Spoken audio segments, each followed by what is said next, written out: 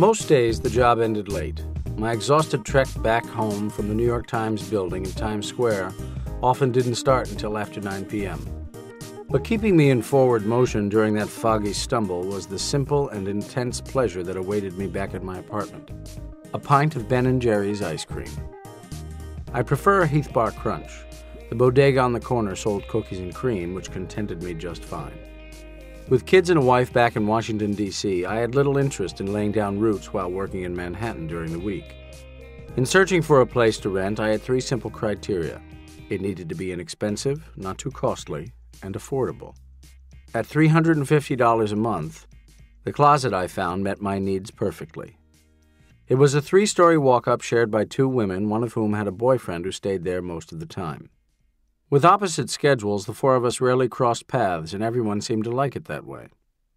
Still, living in close quarters brings friction, and much of it I could do nothing to avoid.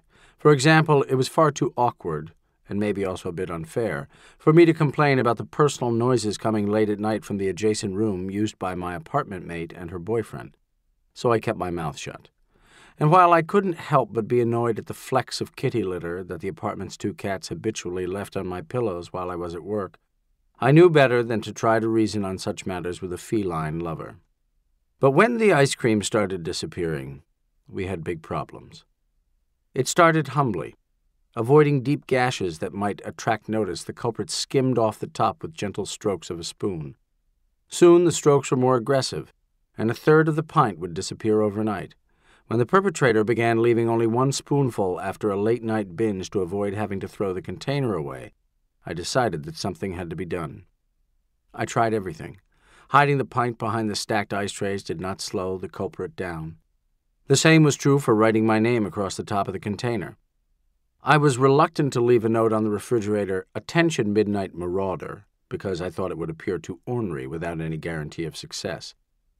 Asking each apartment mate individually required scheduling, and it couldn't help but seem accusatory to the innocent.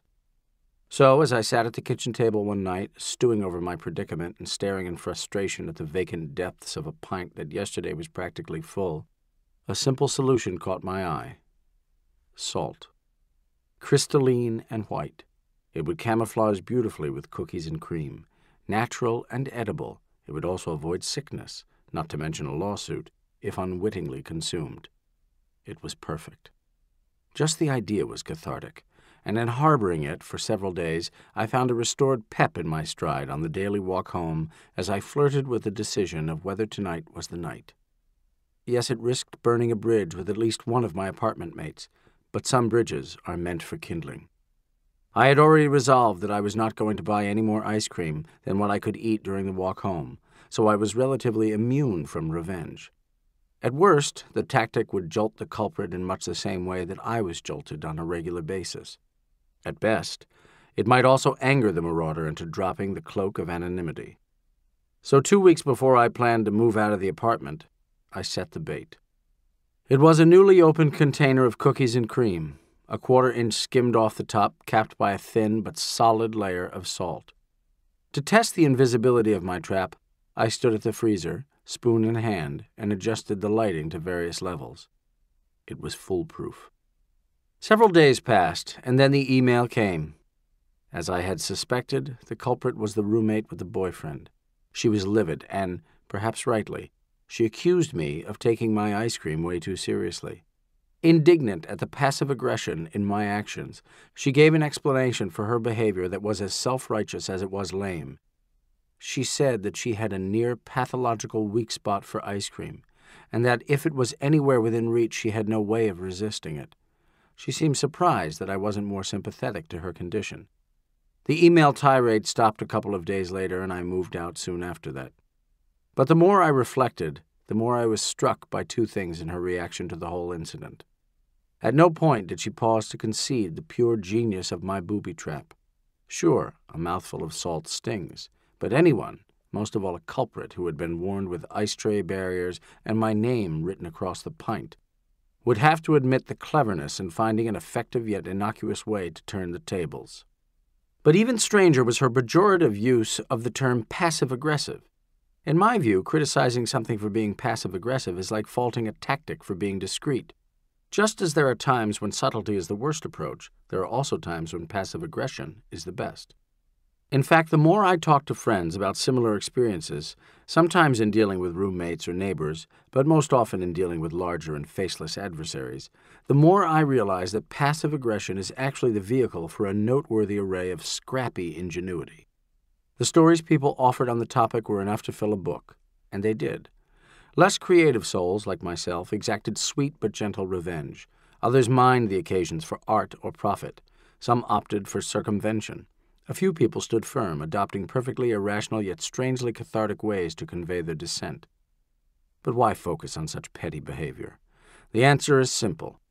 Because it is the stuff of everyday survival, and our myriad coping mechanisms offer a clear window onto the complicated mix of humor, anger, creativity, and irrationality that makes us all so human.